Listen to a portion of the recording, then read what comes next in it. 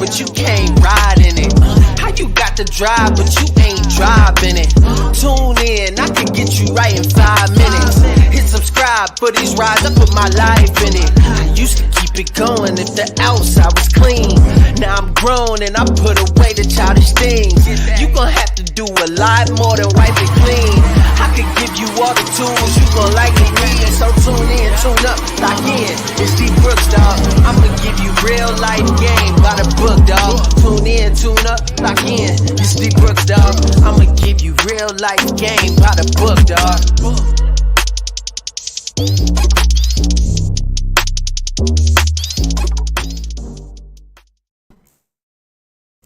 What up, what up, what up? It's your boy D Brooks coming with another video. Hopefully y'all can hear me. We're always testing and tuning. So anyways, we're gonna get into this live. Choosing the right project car. What do you guys think of? Like, what are some of the things that come to mind when you're choosing the right project car? A lot of times for me, I've had several project cars. Some of them I didn't complete. Some of them I'm still working on. And some of them, you know, I did complete and I sold. But some of the things that come to mind for me when I'm choosing the right project car are affordability. That's usually the first thing. I had a lady, I was at a car show. Actually, I was at the Muscle Mash car show. Shout out to Muscle Mash car show. I had a lady come up to me with a flyer, you know, trying to sell her car or whatever. And the first thing I asked was, how much was it? And I don't know if that was like the wrong question to ask, but she was like, well, how do I know you're serious about it? Like, she started asking me all these other questions and like low key, like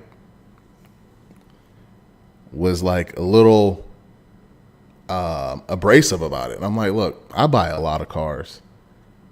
And I'm always serious when I'm asking about how much it costs. It was a little 350Z. It was an older car, so I wasn't expecting it to be too much, probably in the less than 10K range. But I don't know. I mean, it was clean. It wasn't something that I needed.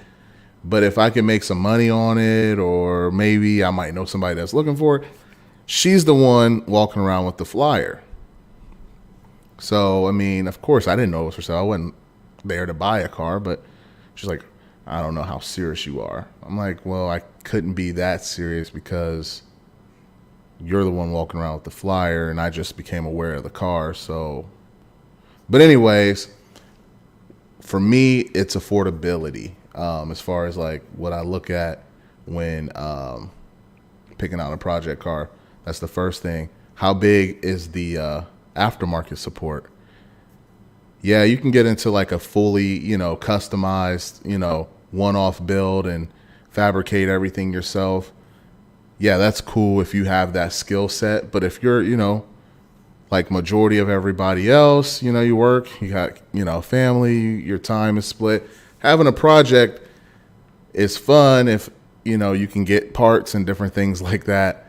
So checking out the aftermarket support is always a good thing. I tend to look at that as well. Some of the cars that I picked out are kind of popular among different communities. Like the G bodies are popular amongst people who like them build race cars or lowriders. So it kind of has some overlap in like the aftermarket big wheel racing. I mean, so there's some support there, and it's a really popular platform all the way around. I also look at like Hondas, for the longest time, they were up there with the Camaro and the Mustang was like huge as far as the aftermarket. Now you have, the Jeeps and, the new Bronco and stuff like that. Of course, your trucks, they have huge aftermarkets as well. But yeah, that's what I look at a lot of the times is the aftermarket support. Another thing I like to look at, guys, and sometimes I ask myself this, how unique is the project. You know, like, yeah, it could have, you know, a good affordability, a huge aftermarket, but then it's like, man, everybody got one of these, you know. So I try to mix, you know, find a little bit of all three of those things. I don't want the most. Like, hey, I'm building a car. What's the point of me building this project and building it if it's just like everybody else's? But at the same time, I want it to be affordable. I want it to be, you know, something that has support. And at the same time, I want it to be unique. So that's some of the things I look at when I'm choosing the right project car. I kind of wanted to make that the topic for tonight's live. I'm willing to bring some people on. I'll probably go over this again because I jumped right into it as soon as I got on the live. What's up, Richie? I see you in the comment section. Appreciate you stopping in. I know it's late. It's a work night. I also have to work in the morning. But, you know, I try to go live, man. I actually do like going live. I love making content. So, but yeah, I'd be interested in hearing some of you guys' opinions on this stuff. And, you know, some tips for selecting the right car to work on. Oh, man. You know, that's huge. So,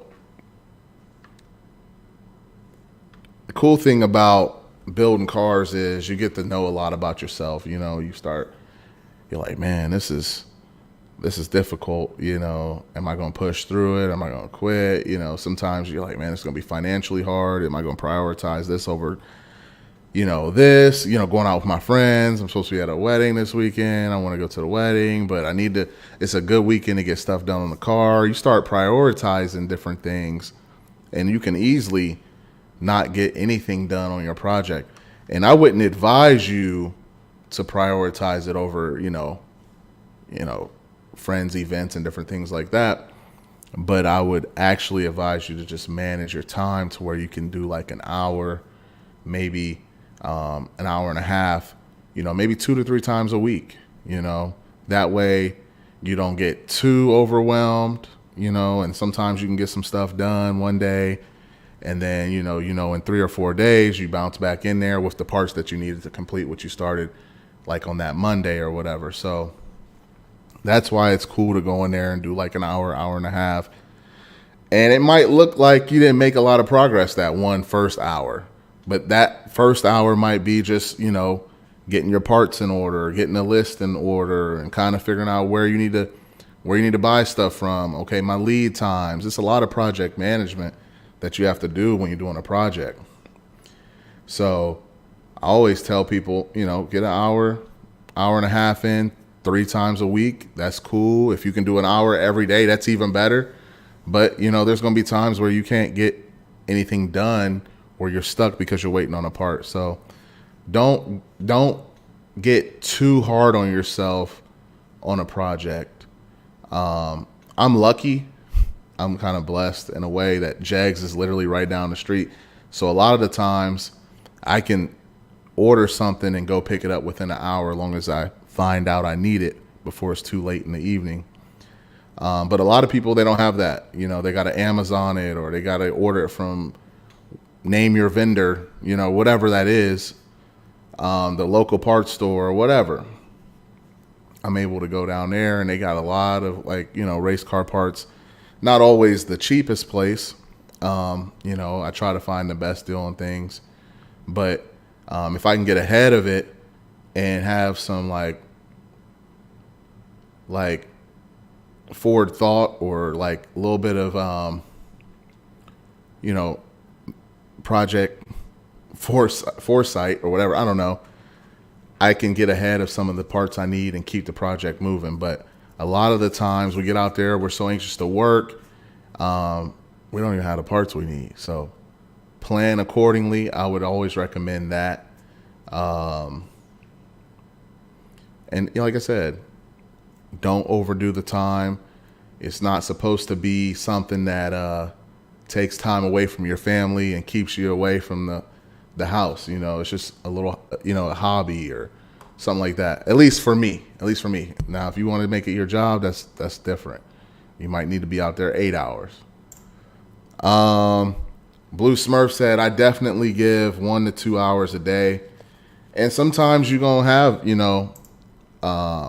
runs where you go real hard. Maybe it's springtime and you want to have it out for the summer. You may go hard and do like 3 to 4, depending on if that's your, if you're able to do that. But in the summer, it's real hot out there in the shop. Sometimes you may only be able to do a half an hour. So, I mean, it's an average. For me, I've been coaching and doing a lot of other stuff with the kids lately, and I've been prioritizing that.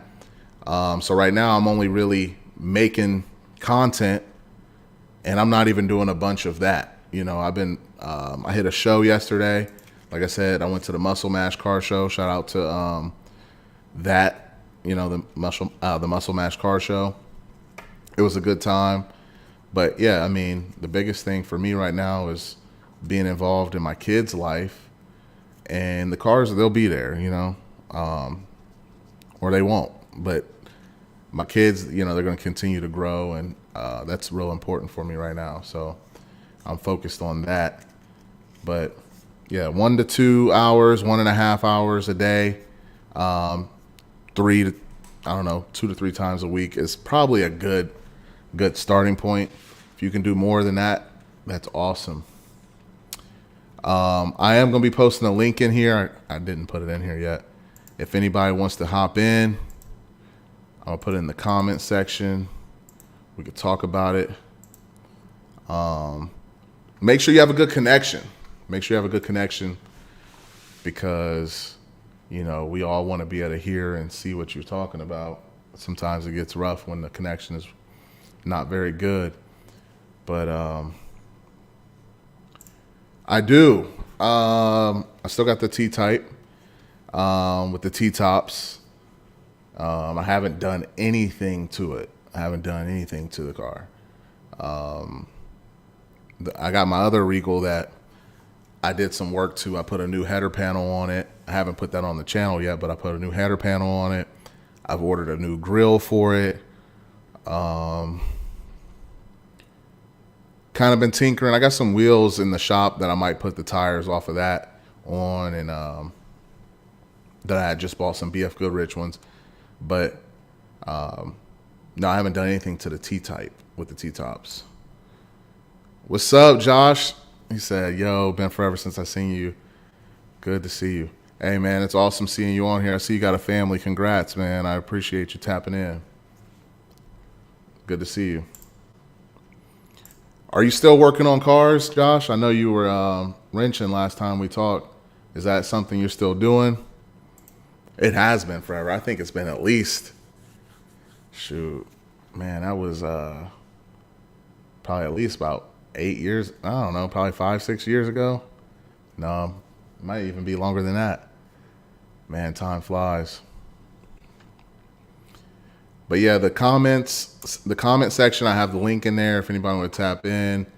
I'll probably stay on here for about half an hour. I know it's late. I was watching another live, and just like was having a hard time pulling away from that. And I wanted to go live today because just something I wanted to do. And I felt like this was a good starting point, choosing the right project car. That's going to be the first thing you do when you take on a project, is choosing the right project car. Also, finding out if it's rear-wheel drive, if it's a roller, the condition. You need to figure out the complete condition of the car. Checking for rust. That's a big one here in the Midwest. We live in the Rust Belt. Me particularly, I live in Ohio. A lot of these cars, man, are rusty. They're not even safe. You got to make sure that they got floorboards and stuff like that. I've seen cars where you could literally fall straight to the floor. You open the door and you're looking down Flintstone. And that's not rare. That's a super common thing here, especially when you're looking at older cars. The cars that I like, the G bodies, F bodies and stuff like that. Jeeps, they're all going to be they're all going to have some type of level of rust in this area, most likely, unless it's been imported from another area or something like that. Josh said, I've been out a year. I work as a claim adjuster now, working from home, spending time with family. But man, good to see you. For project cars, I'll pick any 88 Civic. Okay, cool.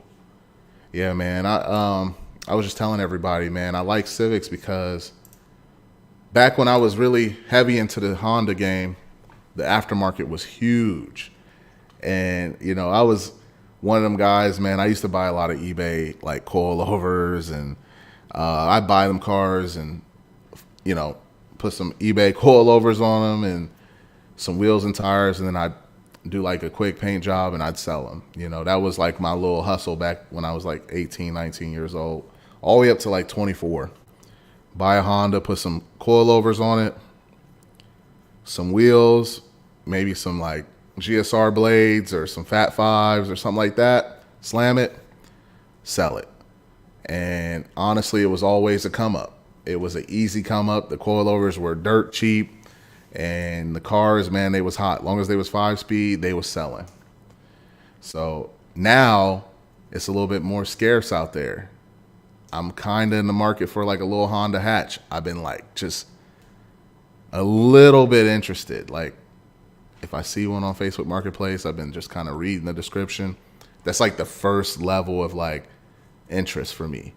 Then if I start actually searching for them, then I know I'm like, I need to like really start thinking about what I'm doing, because if at that point I find one within my budget, I'm probably going to buy it. I don't always need what I want. That's something else you got to figure out. Do you need another project car? I've got, I don't know, a lot. I've been selling them to different people that need them. They think they need the project car, and I'm like, yeah, you need buy this one. I got one for you. I've been helping people find project cars, just because honestly, I haven't been able to get to them.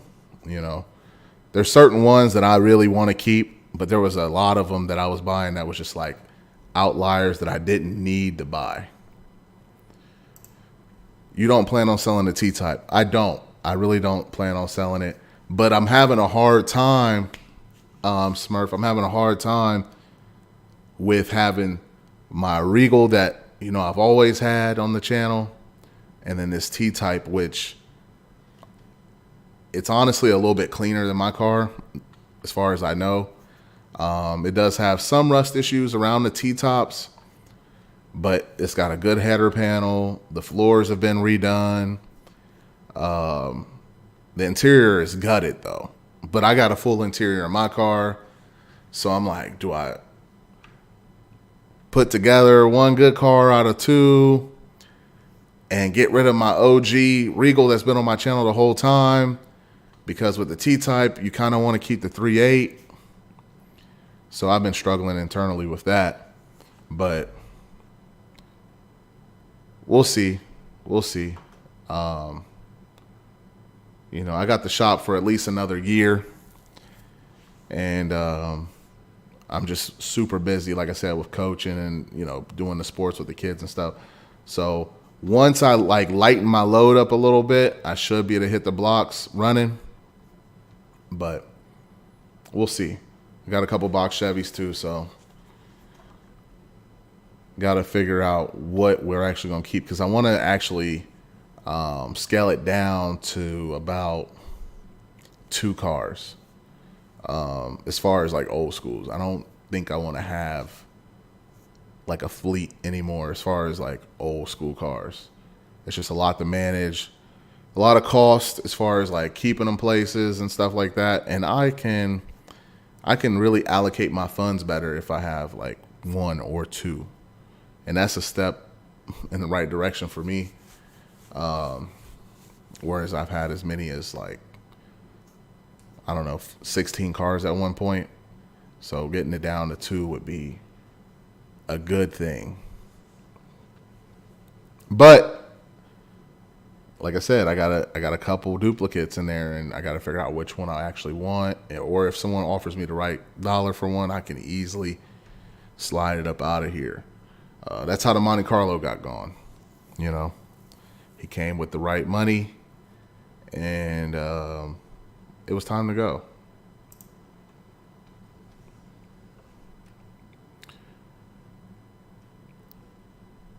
I do have. Let me see if I got some. I was going to show you guys some stuff that I seen at the car show last night, but I think I only have videos. I don't think I actually took any pictures. Did we take any pictures?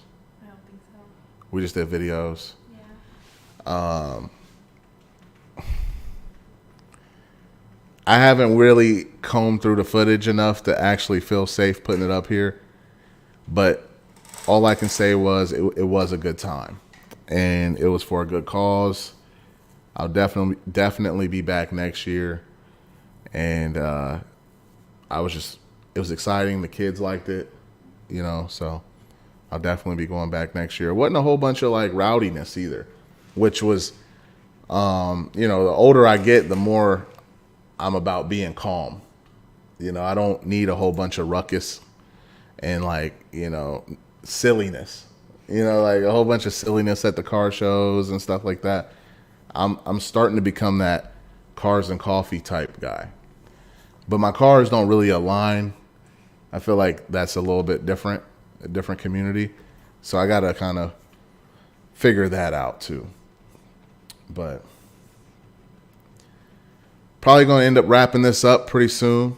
I wasn't expecting a ton of engagement at this time of the hour, but I did want to go live, and I felt like this is a good starting point. Hopefully, if you catch the replay or whatever, if you want to rewatch this or whatever, you can get some value from this. And then if you guys have any feedback, just leave it in the comment section, and we'll try to make those adjustments and bring it back. But until next time, y'all stay cool. I'll see y'all later. Peace.